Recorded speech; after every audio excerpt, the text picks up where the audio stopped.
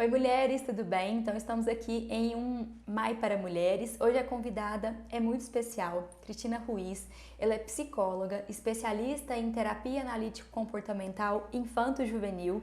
Eu a acompanho no Instagram e ela vem nos dando dicas sobre essa questão da psicologia relacionada a crianças e adolescentes. E eu acho um tema muito importante para nós mulheres, que somos mães, que convivemos com crianças e adolescentes. Então, hoje vai ser um bate-papo muito produtivo. Obrigada por aceitar o convite, viu, Imagina, Cristina? Eu que agradeço, fiquei lisonjeada com o convite. Eu adoro o quadro, como eu te falei. E eu acho muito interessante estar tendo esse espaço para estar podendo falar, de vários assuntos assim que são tão pertinentes, na atualidade. Exatamente.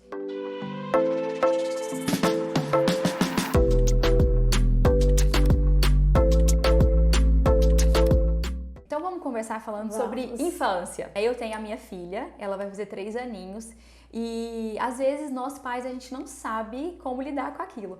Quando você acha que é necessário esse acompanhamento psicológico? Existe algum sinal de alerta? Por exemplo, são birras, fases dos medos, então eu tô vivendo um pouco isso, assim, a Maria Luísa com muito medo de algumas coisas. Eu falo, será que tá passando ou será que é um desenvolvimento normal? Existe esse limite ou todo mundo precisa? O que você me fala? Não, vai depender muito desse nosso olhar, dessa observação. Dentro da fase do desenvolvimento, nós vamos, 3 anos, é esperado que agora comecem os medos, A cognição começa agora a estar ali num desenvolvimento em que o mundo para ela é muito concreto, Aquela coisa abstrata ainda não está construída. E aí o que vai acontecer é que ela começa a interagir, a se relacionar com o mundo. E aí vão surgir os medos. Eu começo a assistir desenho.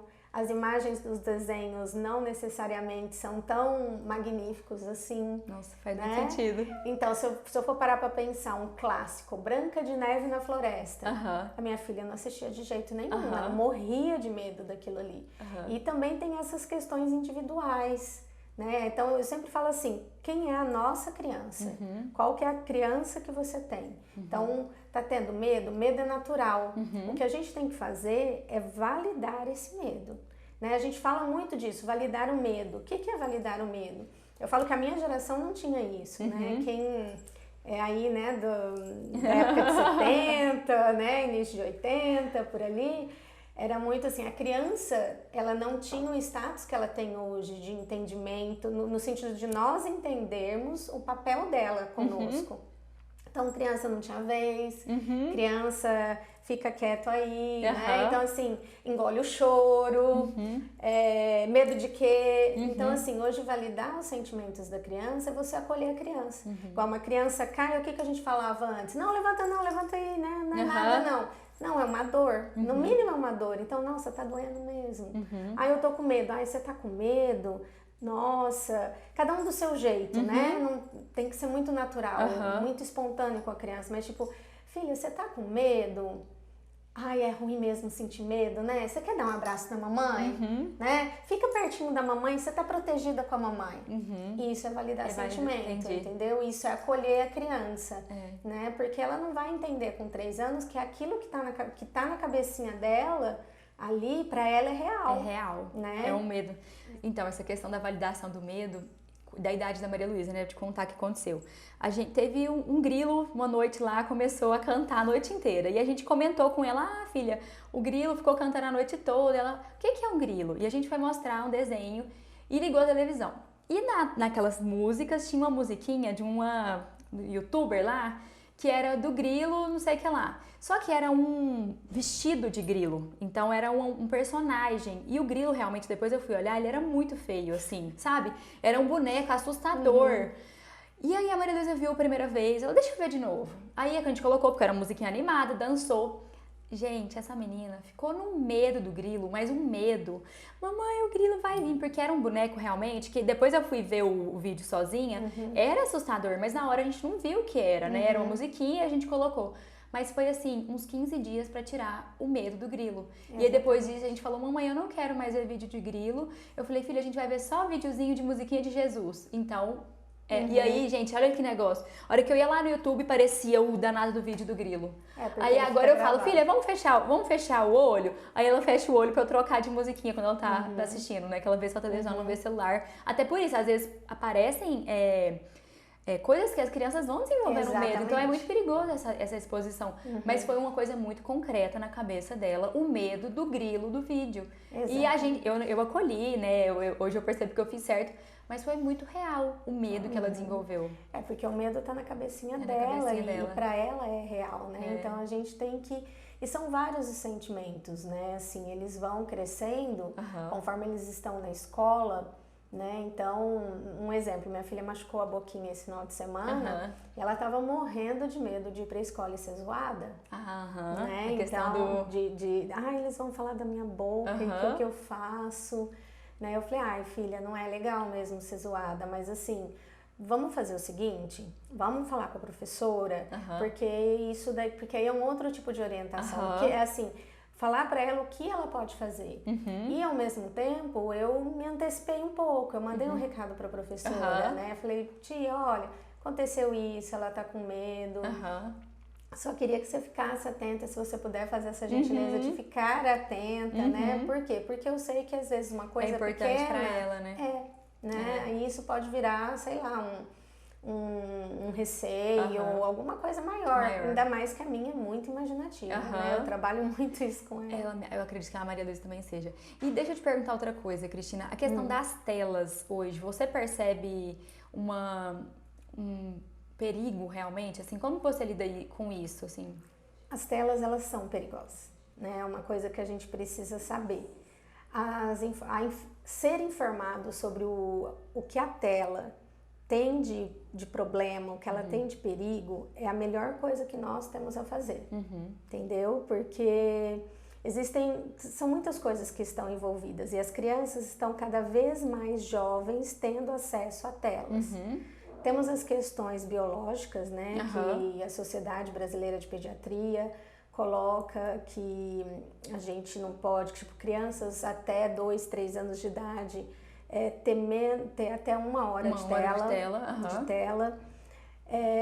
E quando eu falo tela é tudo, só que aí a gente olha a nossa cultura, hoje isso é meio difícil, mas seria o ideal. Então assim, tem uma pesquisa da Inglaterra que foi longitudinal com crianças de 10 anos de idade que elas ficavam mais de 3 horas por dia com tela.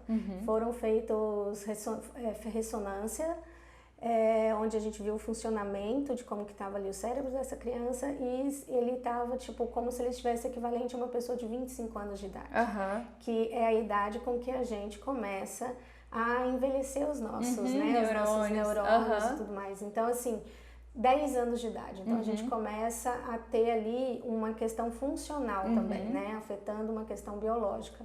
Fora isso, acho que os perigos maiores é que com as redes sociais, com essa abertura da internet, infelizmente nós temos sim no mundo muitas pessoas com um transtorno antissocial, né? Um transtorno de personalidade antissocial.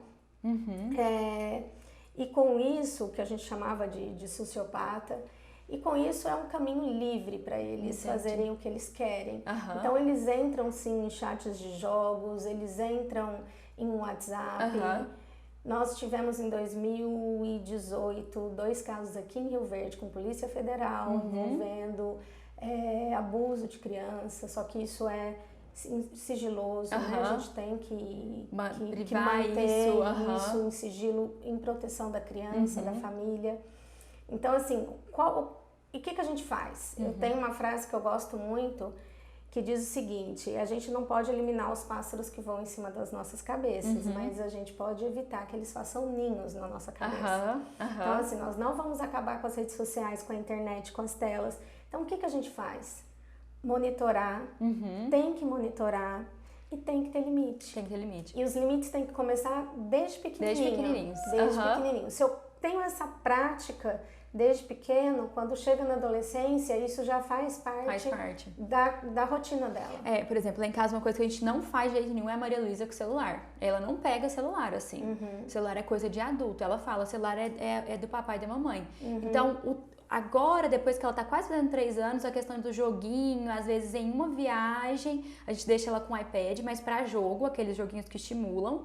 E é só televisão. Então a gente assiste o que ela tá assistindo, né? Então eu falo que isso é uma forma de controle de conteúdo, né? O que ela tá assistindo? Peraí, deixa eu ver junto. Porque senão fica, né? Fica Sim, lá. Exatamente. Fica lá. E aí, a internet é tudo muito rápido, né? Eu sempre falo, vamos olhar para nossa cultura hoje. Hoje a gente leva muito trabalho para casa. Eu levo trabalho para casa, eu não posso levar nada no papel. Mas se você é minha cliente, acontece alguma coisa e você tá com dúvida, eu peço, me manda mensagem, me liga. Então, e eu tô com o celular aqui na mão, né? Então, minha filha tá vendo, nós somos modelos.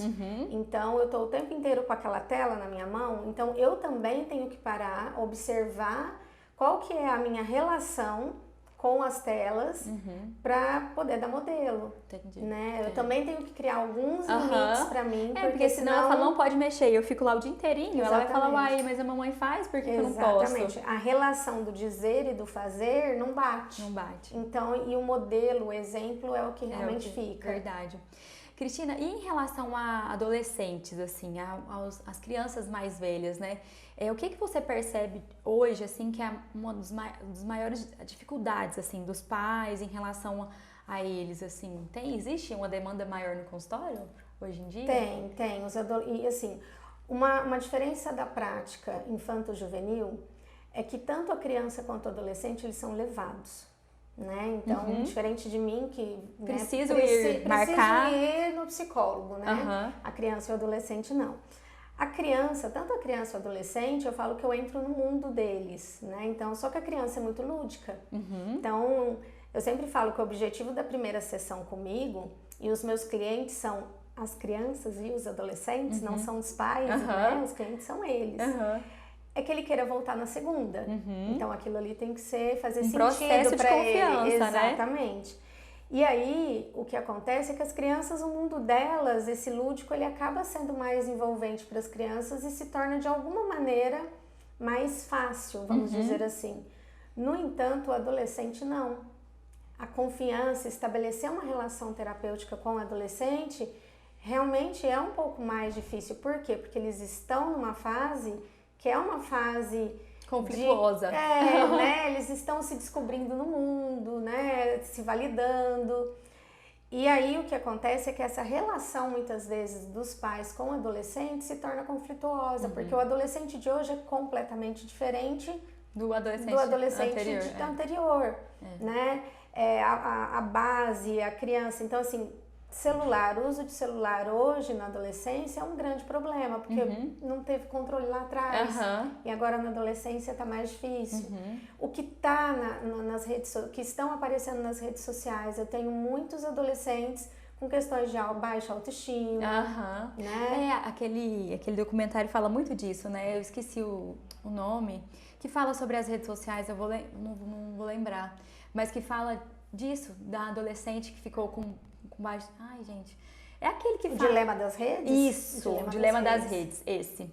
Ele mostra muito essa vertente do adolescente, né? Sim, porque ali tá uma verdade que nem sempre, na maioria das vezes, não é uma verdade, né? Então, eu tive recentemente uma cliente que eu falei pra ela, a gente vendo, né, algumas coisas, ela falou assim, meu objetivo é ser modelinho TikTok. E eu, o que é modelinho TikTok? Aquele padrão TikTok, né? Então, é um padrão que recebe muitos likes, né? E que é vista por todo mundo.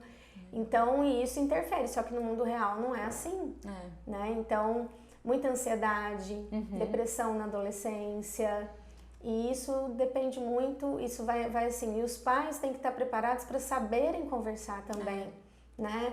Nem tudo é frescura, nem tudo é piti, a gente tem que continuar monitorando e tendo limite das redes sociais, né?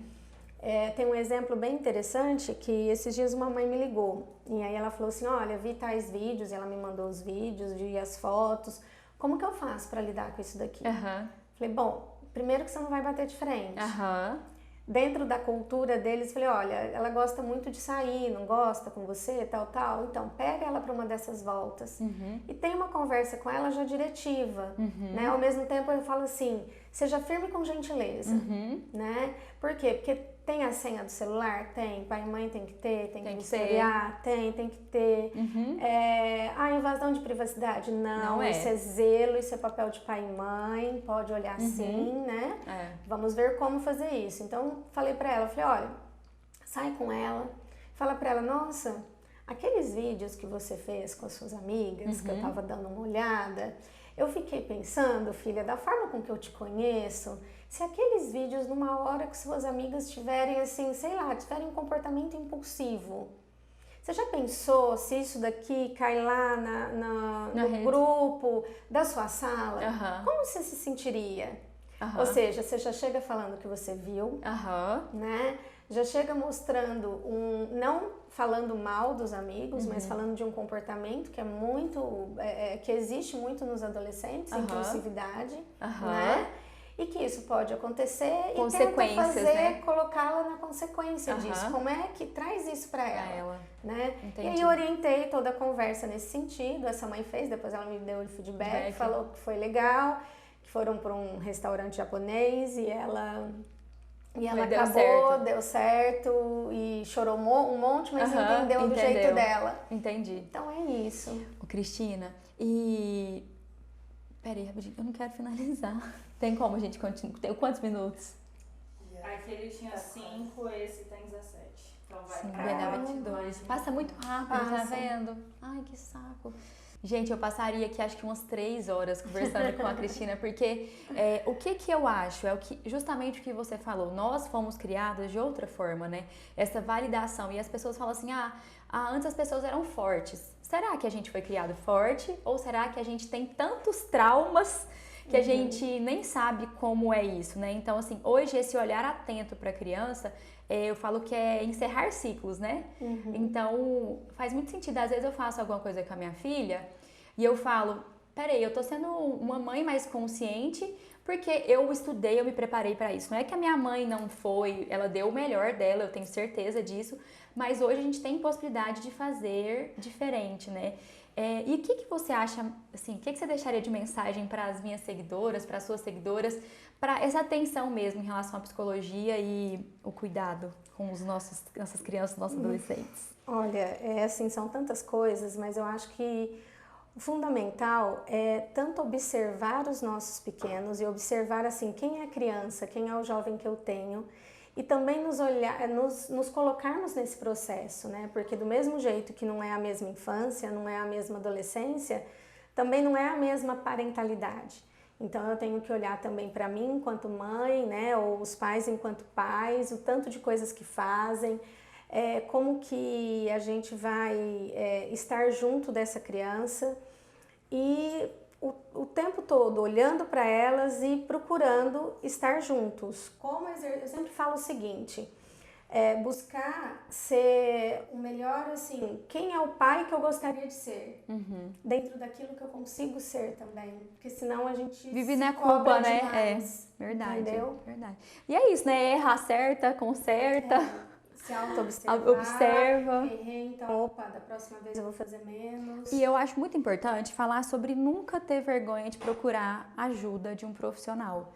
Então, se você enfrenta dificuldades com seu filho, não tenha dificuldade de procurar um atendimento com um psicólogo, né? Às vezes a gente tem aquele tabu. Mas a minha filha não é problemática para precisar de um psicólogo. Justamente por isso, para que ela não seja, para que ela não tenha mais problemas e dificuldades com lidar, é que tem o profissional, não é? Exatamente. Lidar com as relações, Lidar com as relações. Ai, muito obrigada. Eu adorei, Cristina. Meninas, adorei. Espero que vocês tenham gostado. Eu vou deixar aqui o Instagram da Cristina para vocês acompanharem ela também nas redes sociais, que ela compartilha muitos assuntos muito esclarecedores e legais, tá bom? Um beijo. Até a próxima.